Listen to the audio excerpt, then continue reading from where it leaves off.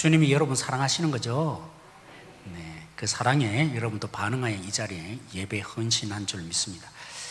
여러분, 로마 황제 중에 10대 박해들이 있었잖아요. 그 중에 아우렐리우스라는 사람이 있습니다. 이 사람은 처음에는 교회에 대해서 굉장히 옹호적이었습니다. 그러다가 옆에 있는 사람이 중요한 거죠. 아첨하는 사람들이 기독교를 잘못 알리기 시작했습니다. 그때부터 완전히 변질되어서 아주 혹독하게 기독교를 박해했습니다. 그 박해를 받던 시절에 유명한 교부, 우리로 말하면 이제 지도자, 그죠? 이런 분이 한 분 계셨는데 폴리갑입니다. 들어보셨어요? 경찰도 아니고 폴리스도 아니고 폴리갑이라는 사람에 대한 유명한 일화가 있습니다. 경기장에 결국에는 이 사람이 끌려 나왔어요. 그러면서 총독이 유혹을 했습니다. 당신 나이가 이만큼 되지 않았습니까? 이제 좀 편하게 사셔야 할 거 아닙니까? 그러니까 신인 누구요? 가이사라는 로마의 황제의 이름을 부르시고 당신이 믿는 예수를 저주하세요. 그러면 풀어주겠습니다 라고 얘기를 했습니다. 그 말을 듣고 폴리갑이 어떻게 반응했냐면, 내가 평생 86년 동안 섬겼던 이 하나님이 신실하게 나를 사랑해 주셨는데 내 사랑한 그 신실한 하나님을 버리고 몇 년 동안요? 86년 평생 동안 한 번도 나를 버린 적이 없는 하나님을, 그 주님 예수님을 내가 어찌 부인하고 불성실해질 수 있겠습니까? 그러면서 그걸 거부했어요. 그러니까 이 총독이 이번에는 이렇게 겁을 주었습니다. 내가 지금 좀 맹수를 준비해 놨습니다. 만약 또 부인한다면 당신을 어떻게 할 겁니까? 맹수에게 이 경기장 있는 이 맹수 앞에 던지겠습니다. 이렇게 하니까 이 폴리갑이 이렇게 대답을 했어요. 사나운 짐승을 준비하셨다는데 저를 던지십시오. 그렇지만 저는 소원을 악으로 바꾸는 일 절대로 하지 않을 것입니다. 이 맹세를 했습니다. 또 안 되니까 이번에는, 그렇다면 당신이 이 맹수에게 놀아나지 않겠다고 하니까 불에 태워버리겠습니다. 이 말을 했어요. 그러니까 이 폴리갑이 한 말이, 좋습니다. 저를 불태우십시오. 일시적으로 내 몸에 붙었다가 꺼질 수 있는 그 불에 태우십시오. 당신이 모르는 거 하나 있는데 영원히 꺼지지 않는 불이 있음을 모르니까, 그 형벌의 불을 모르니까 당신이 나에게 이렇게 겁을 주는데 저를 불사르십시오. 결국 폴리갑이 어떻게 됐을까요? 화형을 받고, 그것도 그 일화를 보면요, 이 불태우는 그 나무와 집을 어디서 구했냐면 유대인들에게 가서 구해서 불태웠다는 일화가 있습니다. 제가 오늘 이 말씀을 왜 드리냐면, 여러분 오늘 말씀을 읽을 때 이 분위기로 오늘 치유의 사건을 읽을 수 있어야 하기 때문입니다. 왜냐하면 예수님이 많은 소문이 났잖아요. 그래서 안식일 날 귀신을 쫓아낸 이 사건 이후로 여러 사람이 고침을 받기 위해서 왔는데, 오늘 고친 예수님이 누구를 고치셨죠? 누구라는 걸 좀 바꿀게요. 이름이 나타나지 않으니까. 어떤 환우를 고치셨어요? 네, 나병 환자를 고치셨어요. 그래서 오늘 이 분위기는, 야, 나도 좀 고침을 받아야겠다. 그래서 이 환우가, 나병 들렸던 환우가 다른 사람 고치니까 나도 고침을 받아야지, 이런 분위기 정도로 온 것이 결코 아니라는 것입니다. 왜요? 레위기를 여러분 잘 읽어보시면 나병 환자는 쫓겨납니다. 공동체에서 일원으로 살지 못합니다. 고대 사회에, 이스라엘 사회에서는 공동체가 중요하다 그랬습니다. 그래서 우리도 옛날에 그랬잖아요. 여러 아이들 7명, 8명 낳는 가난한 집에서는 어떤 아이는 첫째 빼고 둘째부터 식모로 보내거나 아니면 다른 집에 입양까지 보내는 일이 왜 일어납니까? 지금은 어떻게 부모가 그렇게 하지만 그 당시에 가장 중요한 가치는 공동체입니다. 자신의 가정이라는 공동체를 위해서 개인은 희생당합니다. 그게 유대 사회였고 예수님 당시의 사회였습니다. 물론 그전에도 마찬가지였죠. 그러니까 이 나병에 걸렸다는 말은 어떻게 해야 되느냐면 같이 못 삽니다. 성 밖에 살아야 합니다. 그 말은요, 그 공동체에서 쫓겨나서 거의 죽어가기를 바라는 심령으로 내보내는 것입니다. 쫓아내보내는 것입니다. 그리고 나병 환자는 어떻게든 모르고 혹시, 그죠? 제가 나병 걸렸는데, 그죠? 김양숙 목사님이 모르고 저에게 가까이 오면 외쳐야 합니다. 화로다. 나는 망하게 되었도다. 그래서 뭐 하라고요? 접근하지 말라고. 혹시 당신이 나 때문에 접촉하게 되면 당신도 더러워지니까 그렇게 외쳐야 되는데 부끄럽거나 아니면 다른 이유 때문에 혹시 못 외쳤다가 나병 환자였는데 안 외친 의무, 화로다 말하지 않으면 어떻게 당하는지 아세요? 돌에 맞아 죽습니다. 그게 나병 환자입니다. 근데 오늘 예수님이 고치셨는데 이 나병 환자가, 그죠? 예수님께 무릎 꿇고 절하면서 긍휼히 여기셔서 당신이 깨끗하게 할 수 있으면 깨끗하여집니다 라는 의감 속에 조금은 이제 이해되시겠죠? 저를 고쳐줄 마음만 있다면 고쳐줄 수 있습니다. 이 마음속에 긍휼히 여기셔서 저를 조금 고쳐주세요, 이런 정도가 아닙니다. 오늘 이 나병 환자가 예수님 가까이 와서 무릎 꿇고 그 앞에 엎드렸다 한 말은요, 죽음을 불사한 것입니다. 어떻게든 고치고 싶으니까 나 죽어도 좋다. 그래서 오늘 제목이 죽음을 각오하고가 된 것입니다. 오늘 이 나병 환자는 예수님께 나오는데 어떤 마음으로 나왔다고요? 나오면 안 됩니다. 접근하면 안 되는 거죠. 돌에 맞아 죽을 그 위기 속에 병이 고쳐져야 된다는 그 이유 하나 때문에 죽음을 불사하고 예수님께 나온 것입니다. 근데 예수님도 똑같죠. 여러분, 나병은 의사가 존재하지 않습니다. 하나님의 저주를 받은 병이기 때문에 고치면 됩니까? 하나님이 징벌을 내렸기 때문에 손대면 안 되는 것이 나병 환자입니다. 그 병에 대해서는 누구도 고쳐서는 안 되는 게 나병 환자입니다. 그냥 고치면 안 되는데 예수님 뭐 하셨죠? 오늘 불쌍히 여기사 하면서 고쳐주셨습니다. 이왕 불쌍히 여길 거라면, 그죠? 귀신 쫓아낸 사건, 제일 처음에 예수님이 가버나움에 가셔서 했던 첫 번째 사건처럼 나가라, 고쳐져라, 이렇게 말하면 될 것입니다. 예수님은 그렇게 고치지 않으셨습니다. 오늘 죽음을 불사하고 예수님께 자신을 긍휼히 여겨서 고침받기를 원하는 이 나병 환자처럼 예수님도 목숨을 거시는 고침을 하셨습니다. 마치 귀신을 쫓아냈던 그 회당에 나와서 뭐 하셨죠? 예수님이 장모님 집에, 그죠? 베드로 장모님이 있는, 베드로 집이죠, 원래는. 거기 가셔서 장모님을 손을 잡아서 일으키는 그 방식 그대로 예수님은 사용하셨습니다. 여기서 중요한 키포인트가 있는데요. 여러분, 우리 한번 다시 보시죠.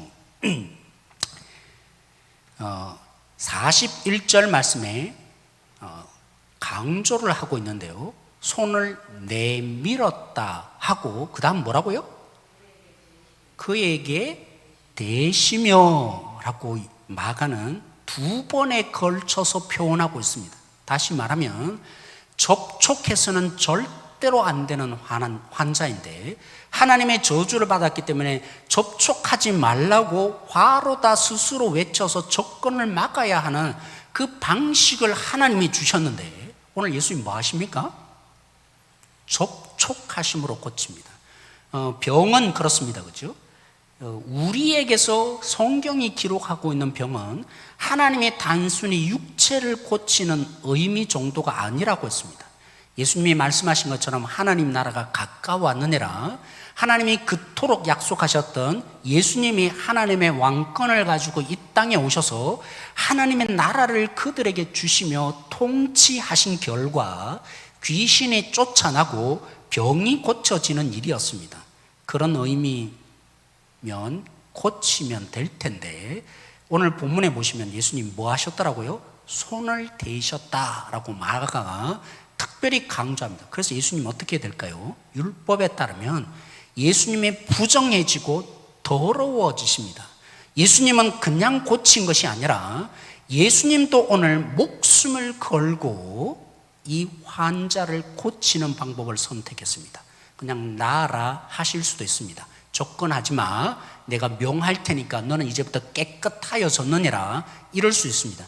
다른 환자들처럼 그냥 접촉하는 문제가 달린 것이 아니라 이 나병 환자는 예수님이 접촉하여 고침으로 그 병에 있는 모든 악한 부분들이 자신에게 옮겨지는 것을 예수님이 선택하셨습니다. 그래서 이 환자만 목숨을 건 게 아니라 제가 이렇게 표현하고 극적으로 표현한데 예수님도 이 환자를 고침에 목숨 걸고 자신을 내어놓는 일을 예수님이 하셨습니다. 이 환우는 이 부분들을 잘 기억하지 못할지 모르지만 예수님이 그래서 의도적으로 고침을 받고 난 뒤에 두 가지 명령을 하십니다. 그 명령을 잘 들여다보면요, 환우가 어느 정도는 깨달을 수 있는 예수님이 자신은 더러워지고 환자는 깨끗하여지는, 자신은 죽음에 처하고 환우를 살리는 이 일의 고침의 역사를 예수님이 하신 거, 이 순종하라고 말한 두 가지 내용을 들여다보면 결국에는 이 환자가 깨달아야 하는데 사실 잘 못 깨달은 것 같아요. 두 가지, 첫 번째 명령은 조용히 하라는 거였거든요. 그래서 강조를 했죠. 두 번에 걸쳐서 계속적으로 음히 말하고 또 조용하라고 말했다고 얘기합니다. 그건 조금 나중에 다루고요. 이것부터 다루려고 합니다. 첫 번째 순종했던 두 번째 명령한 것이지만 고침을 받은 그 환우가, 나병 환자가 뭐 했습니까? 너는 모세가 정한 대로 가서 예물을 드리라 라고 했습니다. 그 예물의 핵심은 바로 이것이었기 때문에 예수님의 고침의 방식을 어느 정도 이해해야만 했다는 것입니다.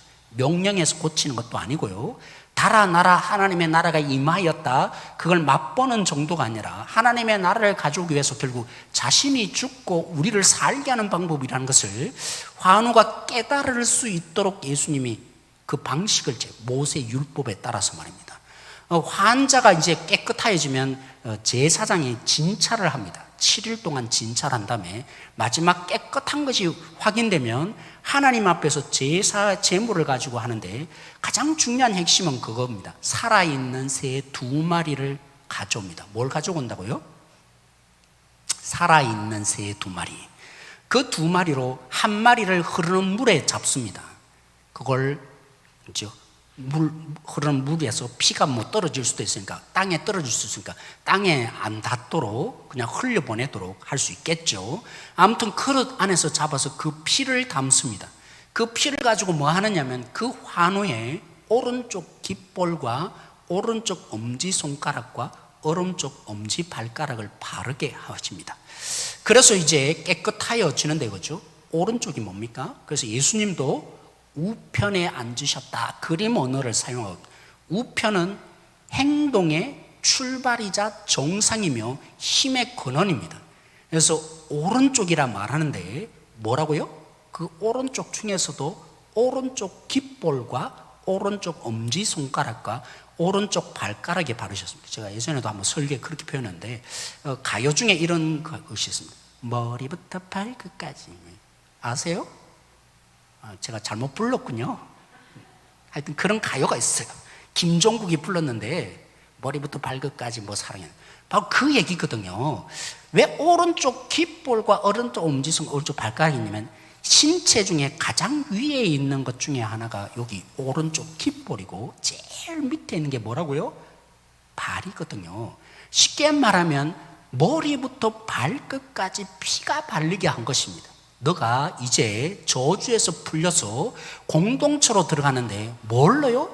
이렇게 희생한 피가 발림으로 이제 정상이 된다라는 것을 하나님은 그 제물을 드리며 누리게 해주십니다. 그 나머지 한 마리 산새가 있잖아요. 여전히 이 바르고 남은 피를 그 살아있는 새에다가 바릅니다. 그리고는 뭐 하느냐면 날려보냅니다. 그 날아가는 새를 보면서 이 환우가 깨닫게 되어 있습니다. 뭐라고요? 내가 저 새네, 이제 저주가 풀려서 자유케 되었네 라는 사실을 이 제사를 통해서 깊이 그 은혜를 깨닫게 하는 하나님의 방식입니다. 하나님의 저주의 핵심이 담긴, 그죠? 그래서 접근도 못하는, 공동체에서 쫓겨나야만 한다고 느껴지는 하나님의 저주의 사람이라고 여겨졌던 사람이 어떻게 풀려나고 회복이 됩니까? 뭔가 하나의 희생을 통해서 그 피가 발림으로 자신이 복귀하며 자유롭게 된다는 것입니다. 그래서 예수님은 오늘 이 환우에게 뭐 하셨다고요?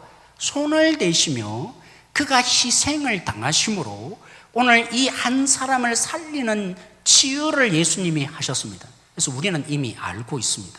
그 정도의 문제가 아니라 죽은 산세이신 예수님이 되심으로 십자가에 못 박히고 우리를 위해서 피가 발리게 하심으로 유월절 어린 장처럼 예수님의 피가 발린 우리가 되게 하심으로 우리는 죄에서 자유를 얻고 용서받는 자가 된 것입니다. 이 은혜를 누리게 하시는, 그래서 십자가는 우리에게 깨닫게 합니다. 대신 희생하고 대신 죽는 하나의 미랄이라고 요한복음에 말한 것처럼 한 생명이 살기 위해서는 그냥 용서되거나 그냥 부흥이 되는 법이 없습니다. 희생당하는 자가 있고 그 희생을 발판으로 해서 하나님의 생명을 주시는 것이 십자가에 담겨있는 가장 큰 은혜 중에 하나인 것입니다. 예수님은 오늘 이 환우를 고침에 기도하신 이후에, 그렇죠? 제일 먼저 특별히 사역하신 오늘 첫 번째 사역이 이것이었습니다.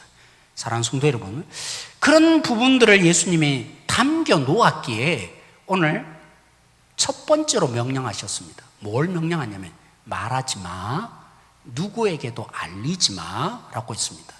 이상하죠? 왜 알리지 말라고 한 겁니까?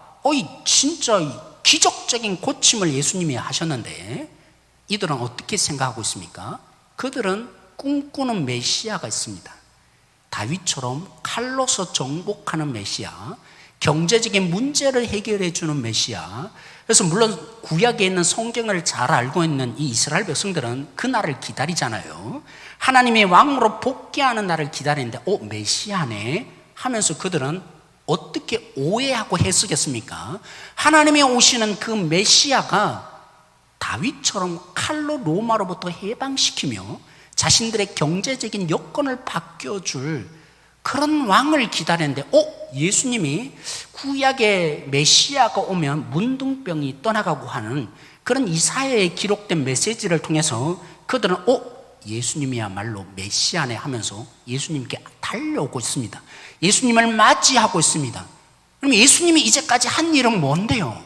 그런 정치적이고 어떤 단순한 행복을 주거나 우리 속에 어떤 삶의 한 문제를 해결해주는 물질적인 부유함 정도를 채워주는, 우리의 병 하나 고쳐서 이제 정상인으로 돌아오는 정도의 문제를 해결해주는 그들이 기대하는 메시아일 수가 없었던 것입니다. 그래서 뭐라고요? 조용해라, 알리지 마라. 네가 고쳤다고 하면 저들이 기대하는 대로 나를 알아서 그렇게 나에게 자꾸 달려오면 나를 진짜 구원하고자 하는 그 뜻을 이룰 수 없다. 제가 오늘도요, 우리 구역장 몇 분들이 계신데 점심때 한 번 구역장에 가서 말했습니다. 아니 왜 구역장 모임에 안 오셨어요? 하니까 평상시대로 생각했다는 거예요. 어떤 생각이요? 오후 예배 끝나고 구역장 모임을 목사님 할 줄 알았다. 그래서 제가 다시 한번 말했어요. 야, 습관이 진짜 무섭군요. 제가 문자도 보내고, 그죠? 지난주 문자도 보내고, 오늘 이제 1부 때도 이렇게 2부 예배 끝나고 모인다고 했는데 어떻게 들었어요? 평상시 듣던 대로, 내가 기대하는 대로, 내가 알아듣던 대로 들으니까 저는 끊임없이 뭐라고요? 2부 예배 끝나고 모인다고 했는데도 불구하고 해석되는 것은 오후 예배 끝나고 모입니다. 이렇게 알아듣다는 거예요. 더 확대되면 그건 거죠. 사랑하는 성도 여러분, 그들은 메시아를, 어떤 메시아를 원합니까? 경제적인 문제 해결해 줄 메시아, 정치적으로 이 로마의 억압에서 구출해 줄 메시아를 원하고 있습니다. 하나님을 원한 게 아니라, 하나님의 통치를 원한 게 아니라, 그 하나님으로 말미암아 주님이 주시는 참된 생명을 원한 게 아니라 그걸 바라고 있는데, 예수님이 고쳤다고 하면 안 그래도 그런 메시아를 기대하고 있으니까 예수님이 자꾸 자꾸만 더 그렇게 소문날 것이 뻔하니까 조용히 해, 알리지 마. 그런데 이 사람이 지키지 않았어요. 뭐 했습니까? 가서 내가 이렇게 고쳐졌다 알렸습니다. 그 일로 말미암아서 오늘 본문에 보시면 예수님의 사역이 방해되기 시작합니다. 그래서 그 마을에 들어갈 수 없었다라고 합니다. 예수님의 능력이 없어서 못 들어간 게 아니라 그들의 잘못된 순종한 사람 때문에 예수님의 사역이 제한되어지고 그 마을에 드러나게 들어가서 그들에게 하나님의 나라를 맛보여 줄 수 없는 그 상황, 예수님의 능력 없어서가 아니라 그들의 잘못된 순종과 그들의 잘못된 기대 때문에 이 한 사람의 불순종함 때문에 하나님의 나라의 사역이 지금 가로막히는 일이 그 동네에는 예수님이 드러내어서 직접적으로 그 사역을 감당할 수 없는 일이 벌어졌다라고 마무리되고 있습니다. 저는 두 가지를 오늘 묵상하면서 제가 이 본문을 좀 더 빨리 묵상했더라면 달라졌을 때 이런 생각을 합니다. 사랑하는 성도 여러분, 예수님의 모습을 통해서 예수님의 십자가의 방식, 제가 수요예배 때 수없이 얘기합니다. 우리 교회는 십자가의 방식으로 따라가지 않으면 안 됩니다. 저 거기에 목숨 걸 거고요. 우리 당에도 그렇게 되어야 합니다. 우리 리더들이 끊임없이 생각하는 것은 다른 단체가 성공하는 방식으로 교회를 성공시키겠다는 빨리 포기하셔야 합니다. 저는 거기에 목숨 걸 거니까요. 근데 십자가의 방식이 뭐라고요? 내가 가난하여 짐으로 그를 부욕해 하는 방식입니다. 우리는 이제 그 속에 억울해지는 것 같아요. 여러분, 예수님이 자신을 더럽힘으로 그 환우를 고치는 것이 하나님의 방식을 선택하시고 이루시고 죽음을 불사하는 고침을 하셨고, 실제로 그 일로 말미암아 우리가 생명을 얻고 오늘 이 땅 가운데 수많은 교회가 태동한 것이 십자가의 방식입니다. 그래서 우리도 어떻게 해야 되냐면 여전히 이 방식을 따라가야 합니다. 얼마나 더 부유해질 건가, 얼마나 더 많이 누릴 건가, 예수님 믿어서 잘 되자, 탐심이 굉장히 많을 가망성이 다분합니다. 내 죽고 너 살아라, 이게 주님의 방식이며 예수님 믿는 자의 가치가 바뀌는 것입니다. 교회를 섬길 때 우리가 이런 마음으로 나 죽어서 저를 살리자, 그런 교회가 행복한 교회이며 살게 되어 있습니다. 제가 왜 이걸 묵상하지 못했다고 생각하냐면 수요일날 전화가 왔습니다. 어떤 전화가 왔냐면 수요 예배에 6시 됐는데 드려야 하는데 저 밑에, 그죠, 우리 밑에서 예배 드리잖아요. 교육관 밑에서 예배 드리는데 주차장에 그 차들로 가득 차버렸다는 거예요. 우리 성도들은 아직 오지 않았는데 그래서 빨리 조치를 취하면 좋겠다고. 저기 제가 그대로 반응했죠. 그래서 식당에 가서 얘기를 했습니다. 주차장 서야 되는데 빨리 가셔야 합니다. 아니면 여기 위에 여기 주차장 자리 많으니까 옮겨주세요. 그런데 이제 식당 주인이 얼마나 마음이 불편했겠어요. 또 이 식당에 있는 자기는 을이잖아요. 을의 입장에서 보면 그 사람들 옮기라고 하면 다음에 안 오면 어떡합니까? 그런 마음 안 들겠어요? 그리고 거기 와 있는 사람들 중에 제가 일부 저의 목소리를 듣고 있는 사람 중에는 약간 불편한 얼굴로 이렇게 빨리 끝날 겁니다. 금방 갑니다. 이런 목소리, 그 전에 끝나니까 걱정하지 마세요. 이런 목소리 또 하죠. 제가 가만히 생각해 보니까 아니, 우리가 좀 불편하면 되는데, 그렇잖아요. 저들은 이쪽을 모릅니다. 여기 오시는 분들은 식당 거기 주차한 것만 생각하지 우리 교회를 생각하거나 위에 있는 공간이 있다고 알까요? 모르겠다는 생각이 들었어요. 그렇다면 십자가의 방식은 뭡니까? 마음껏 쓰시라고. 불편합니까, 여러분? 우리가 이 자리 아니까 우리는 조금만 올라오면 여기 너무나 많은 자리가 있다는 걸 알잖아요. 그래서 차를 여기 대면 되는데 그들에게 오해시킬 필요도 없고, 기독교인들은 독선적이고 자기만 알더라 이렇게 오해시킬 필요도 없고, 물론 우리 공간입니다. 우리 교회이며 우리가 마련한 주차장에 맞습니다. 그러나 십자가의 방식은 뭡니까? 나 죽어서 너 살라는 것입니다. 하나님의 죽으심으로 우리를 살리신 것이 십자가의 방식입니다. 그런 부분들이 묵상되고 나니까 목요일날 내가 진짜 잘못했네. 다음부터 내가 마음을 바꿔야겠다. 마음껏 쓰세요. 수요일 때 괜찮습니다. 사실은 그렇잖아요. 이 카페에 오는 분들이 여기에 식당에 온 것인지 카페에 온 것인지 어떻게 알 겁니까? 그래서 가로막고 수요 예배 드립니다 이러면 카페의 분위기도 달라지지 않겠어요? 그까지 제가 생각하면서 내가 실수했네. 주님은 그렇게 역사하지 않았는데 나 손해보험으로 그를 살리는 방식으로 사셨는데 교회라는 것은 늘 넉넉히 내어줌으로 우리를 밟고 당신 사세요. 이것이 교회여야 하는데 그 마음이 들어서 오늘 설교를 준비하면서 나 잘못 반응했다라는 마음이 저에게 들었습니다. 바울은 그걸 어떻게 적용시키냐면요, 물질의 문제로 적용시킵니다. 고린도전서에 어떻게 말합니까? 주님의 십자가가 현실화된 것이 헌금이다 라고 합니다. 어떻게 말한지 아세요? 예수님이 가난하여짐으로 우리가 부유하게 되었고 예수님이 자신을 내어놓음으로 우리가 생명을 얻었다. 마찬가지로 물질은 그냥 하나님 앞에서 헌금하고 내 물질을 드리는 그런 정도의 개념이 아니다. 바로 이 십자가의 방식이 그대로 담겨있는 것이 헌금이다. 그러므로 고린도 교회 성도 여러분, 주님의 방식을 여러분의 이 물질로 지금 표현하고 있는 것입니다. 내가 조금 내어줌으로 내 물질이 조금 사라지고 부족하여지고 뭔가 쓰는 것에 불편함은 있겠지만 그런 말미암아 가난하여졌던 자들이 생명을 얻고 때로는 그렇죠, 어떤 사람이 그게 생명이 되어줄 수 있습니다.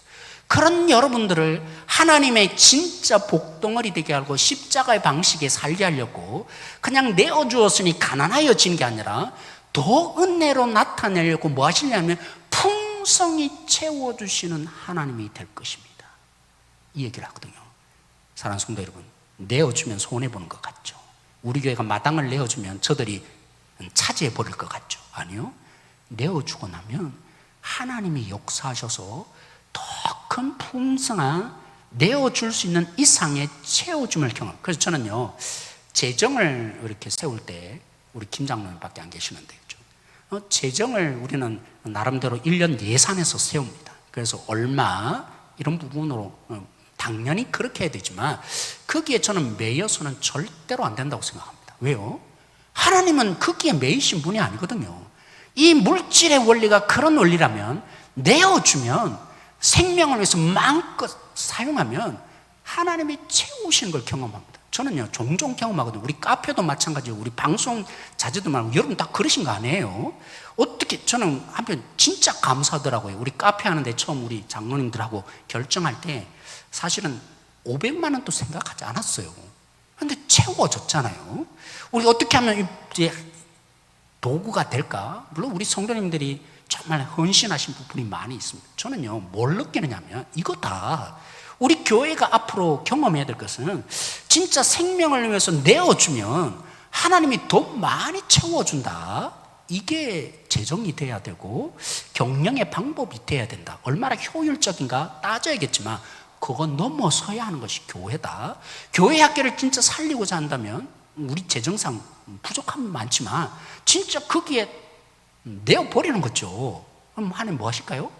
채워줌을 경험하는 교회 되지 않을까요? 네, 사랑하는 성도님, 그런 우리가 되기 원하고요. 마지막 적용을 합니다. 예수님이 사역하기에 편한 교회가 되십시다. 어떤 교회요? 예수님을 잘못 이해하고 그런 내가 원하고 내가 생각하는 그런 부분으로 기대하니까 예수님이 소문나니까 뭐였어요? 예수님이 오히려 가로막혔단 말입니다. 우리 교회는 그러기를 원합니다. 주님이 마음껏 사역할 수 있는 교회, 우리가 생각하고 우리가 염두에 두고 우리가 원하는 그 어떤 단체를 만드는 게 아니라 정말 주님을 바라보고 주님이 보여지는 교회, 그래서 주님이 마음껏 사역할 수 있는 교회. 왜 예수님이 그 동네에 못 들어갔다고요? 예수님은 종종 숨으십니다. 아세요? 무작정 전도되면 좋을 것 같죠? 오늘 예수님이 그렇게 잘못 알려지니까, 예수님이 소문나니까 예수님은 자신을 드러내지 못하는 사역에 제한되는 예수님이 되셨다고 말합니다. 그래서 예수님은 자신을 자꾸 감출 수밖에 없다고요. 예수님의 우리 속에 왜 확대되어지지 않습니까? 예수님의 능력이 왜 우리 속에 때로는 보이지 않습니까? 성경이 말하는 방식이 아니라 우리가 원하는 탐심과 우리의 뜻을 이루기 위해서 하나님을 이용할 때가 종종 많습니다. 그러면 그렇게 하나님을 찾을 때 하나님은 이용당하지 않는 분이시거든요. 물론 우리를 변화시키는 게 가장 큰 목적이 있어서 종종 기도를 응답하십니다. 하나님은 결정적인 순간에 응답하지 않습니다. 그렇게 하면 사람들에게 복음이 잘못 전하여져서 기복적인 신앙, 번영의 신앙, 성공주의로 교회가 오게 될 사람들로 가득 차면 예수님의 머리 되지 않고 예수님은 늘 그런 자를 위해서 자신의 능력을 발휘하는 종이 될 것이기 때문입니다. 오늘 사랑하는 성도 여러분, 기도해야 될 일이 바로 여기에 있습니다. 하나님의 뜻이 무엇인지를 분별하고 그 하나님의 뜻에 순종하는 교회가 되십시다. 오늘 우리 가운데 주님이 말하시는 뜻이 무엇인지를 고민해가는 교회가 되십시다. 이 코로나 시대에 그 어떤 때보다도 교회들마다 행사가 많이 줄었습니다. 행사할 수 없는 부분이 되었습니다. 저는 한수였다고 말하잖아요. 그거 해봐라, 안 된다, 말씀으로 돌아와야지. 왜요? 주님을 자꾸 잘못 알거든요. 주님을 잘못 기대하거든요. 그래 봐야 또 목마른 삶을 살게 할 수 없는 주님이어서 오늘 마지막 시대에 하나님이 우리에게 작동하고 계시는 것입니다. 저는 우리 성도님들이 그래서 성경 공부도 하시고 묵상도 하시고 매주마다 제가 이렇게 영상을 만드는 이유는 거기에 있습니다. 한 분이라도 더 말씀을 묵상하고 하나님의 뜻을 알고, 그래서 하나님이 그분에게 마음껏 역사할 수 있다면 우리 교회는 바뀔 것이기에, 우리 교회가 참으로 주님이 마음껏 역사하기 좋은 교회 되고 싶기 때문입니다. 사랑하는 성도 여러분, 오늘 그 마음으로 이 두 가지로 기도하십시다. 십자가의 방식의 원리를 따라 헌신자가 있기를 원하고 내 자신을 내어놓는 자가 있기를 원합니다. 얼마나 더 많이 대접받기를 원하는 시대 속에 왜 힘을 가지려고 합니까? 왜 성공하고 싶습니까? 왜 능력이 가지고 싶습니까? 나를 대접하라는 거죠. 이게 세상의 원리인데 우리는 거꾸로 가서 나 죽고 너 살라는 이 십자가의 방식으로 우리가 살았고, 주님의 제자된 우리를 통해서도 하나님의 여전히 역사를 어떻게 하실 거냐면 우리 죽고 세상을 살리자, 이 방식으로 역사할 것이기 때문입니다. 오늘 이 방식을 가지고 기도하기를 원하고 그것이 우리 각자의 삶에 적용되기를 기도하십시다. 그리고 오늘 말씀처럼 주님께 순종함으로 하나님의 뜻을 따라감으로 내가 원하고 내가 그리는 그 주님이 아니라 주님의 뜻을 분별하여서 그 뜻에 순종해 갈 수 있는 우리 한 사람 한 사람, 그래서 주님이 정말 사역하기에 편한 교회, 편한 성도가 되어지길 소망합니다. 오늘 이 말씀 두 가지를 붙들고 우리 같이 한번 기도하도록 하겠습니다. 같이 기도하시겠습니다.